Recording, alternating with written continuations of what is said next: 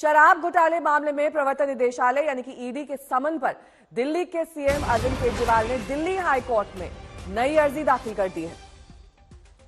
ED ने आज ही केजरीवाल को पूछताछ में 9वीं बार बुलाया था, लेकिन आज केजरीवाल फिर से हाई कोर्ट पहुंच गए हैं। अपनी नई अर्जी में केजरीवाल ने कहा कि वो पेशी के लिए तैयार है, लेकिन ईडी को ये आश्वासन देना होगा कि उन्हें गिरफ्तार नहीं किया जाएगा या फिर हाईकोर्ट को यह आदेश जारी करना होगा कि उनके खिलाफ दंडात्मक कार्रवाई नहीं की जाएगी।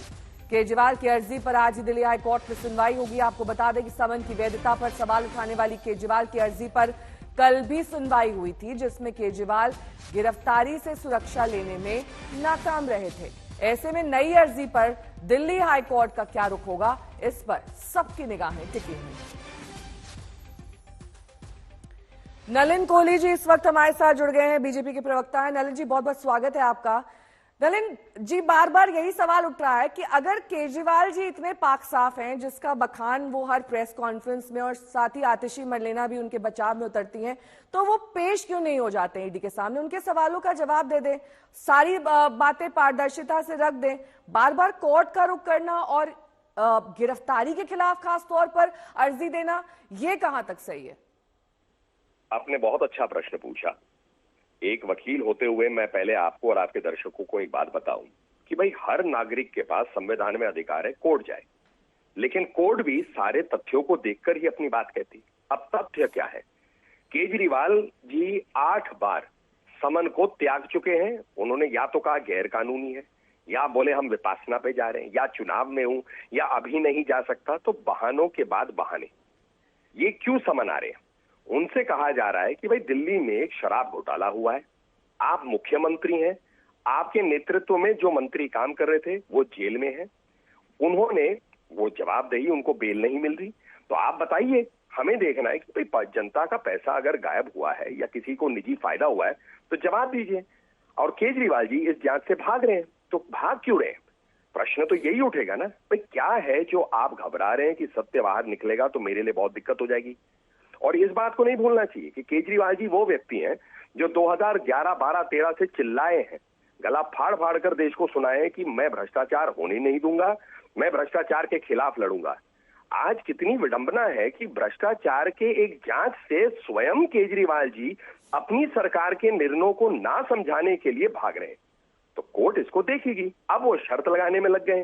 पहले तो उन्होंने गैर कानूनी कहा, फिर उन्होंने कहा भाई मेरे पास समय नहीं है, अब वो शर्त लगाने में लग गए, भाई यदि आप ऐसा करेंगे तो मैं जाऊंगा। तो ये इन सबसे जनता के बीच में तो स्पष्ट संदेश जा रहा है कि दाल में कुछ काला है और केजरीवाल जी जरूर सत्य से घबरा रहे हैं। ठीक है, बहुत बहुत शुक्रिया नलिन जी हमारे साथ जुड़ने के लिए।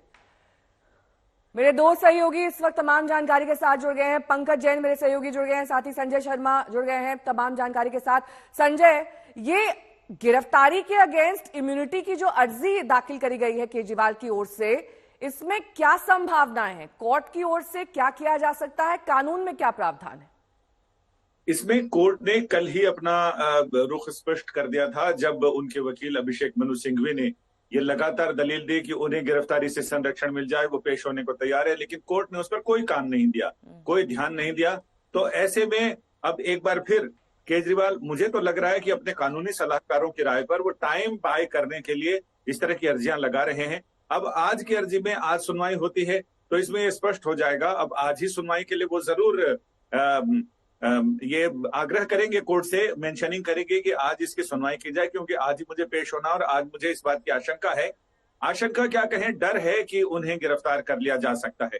क्योंकि उन्होंने कल भी, उनके वकील ने ये बात कही थी कोर्ट के सामने कि इससे पहले मनीष सिसोदिया, संजय सिंह, सबको ऐसे पूछताछ के लिए बुलाया गया और उनको गिरफ्तार कर लिया गया।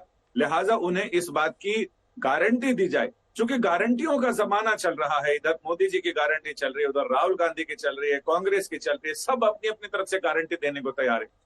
दिल्ली हाईकोर्ट इसमें ऐसा हुआ जिसने अरविंद केजरीवाल को कोई गारंटी नहीं दी, क्योंकि पहले तो इन्होंने फच्चर फंसाना चाहा, ये कहा कि भाई ये पीएमएलए एक्ट के तहत राजनीतिक पार्टियों को परिभाषित नहीं किया गया, इसलिए राजनीतिक पार्टी को समन नहीं किया जा सकता। कोर्ट ने कहा हमने आपके 9 समन देखे हैं, इसमें कोई राजनीतिक पार्टी नहीं है, व्यक्तिगत समन है, आप पेश क्यों नहीं होते?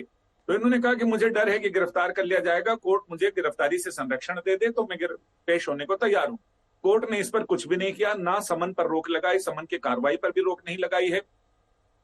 तो जब एक्शन पर रोक नहीं है और इन सारी चीजों पर रोक नहीं है, तो फिर इनको लगा होगा कि एक और याचिका देकर देखते हैं, जिसमें एक बार फिर हम कहते हैं कि हमें गिरफ्तारी से संरक्षण दो। अब ये देखना दिलचस्प होगा कि कोर्ट कल के रुख पर ही कायम रहता है या केजरीवाल के वकील अभिषेक मनु सिंघवी कोई नई दलील के साथ वहां पेश होते हैं और कोई नई बात रखते हैं। ठीक है, इससे पहले आप किसी बात को आगे बढ़ाते हुए पंकज का रुख करेंगे। पंकज, क्या टाइम बाय करने की कोशिश की जा रही है? क्योंकि अप्रैल में चुनाव होना है, ऐसे में अगर अरविंद केजरीवाल की गिरफ्तारी हो जाती है तो ऐसे में पार्टी को और उनकी छवि को एक बहुत बड़ा झटका और उनके वोट बैंक पर भी इसका असर पड़ेगा। देखिए, अरविंद केजरीवाल न सिर्फ दिल्ली के मुख्यमंत्री हैं बल्कि आम आदमी पार्टी के राष्ट्रीय संयोजक हैं। चुनावी तारीखों का ऐलान नेहा हो चुका है और ऐसी स्थिति में अक्टूबर के महीने से जब से ईडी ने समन भेजने शुरू किए हैं, आम आदमी पार्टी बार बार लगातार ये बात कह रही है कि अरविंद केजरीवाल की गिरफ्तारी हो सकती है। और अब तो लोकसभा चुनाव की तारीखों का ऐलान हुआ है, उम्मीदवारों की घोषणा आम आदमी पार्टी कर चुकी है। कई राज्यों में अरविंद केजरीवाल को कैंपेन करने के लिए जाना है, तो जाहिर सी बात है अब जो नई याचिका दाखिल की है इसमें अंतरिम राहत की मांग अरविंद केजरीवाल कर रहे हैं। जो जानकारी मिल रही है कि आज 10:30 बजे के आसपास हाईकोर्ट में इस मामले में सुनवाई हो सकती है। ये तो शराब घोटाला मामला है पंकज, और जो जल बोर्ड वाला मामला है उस पर उनका क्या रुख रहेगा?